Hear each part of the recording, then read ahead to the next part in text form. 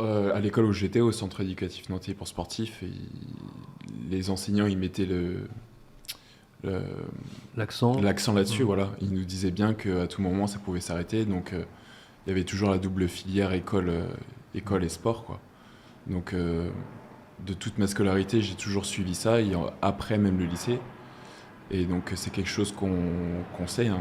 On en est très conscient depuis tout jeune finalement.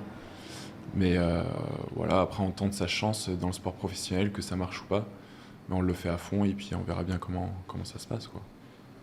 C'est ce qui est très très compliqué, je trouve, d'envisager l'échec alors qu'on est dans les années où on est en pleine progression et potentiellement médaillable sur des grands championnats ou alors en passe de devenir professionnel. Le fait d'envisager l'échec en se disant il faut que j'assure mes arrières avec un diplôme, aujourd'hui on essaie plutôt de présenter la formation pour rendre l'athlète encore meilleur, mais vraiment ne pas parler de l'échec et mettre la formation qui est synonyme d'échec. Tu Et c'est parles vrai au que- sens du coup, hein, et c'est je, ça. je parle au sens, c'est ça. Ouais. D'accord. Mais c'est vrai que, alors, on n'a pas du tout les mêmes perspectives parce qu'on représente trois sports totalement différents en termes de possibilités On financières. rappelle en donc termes tennis, voile, rugby. C'est ça.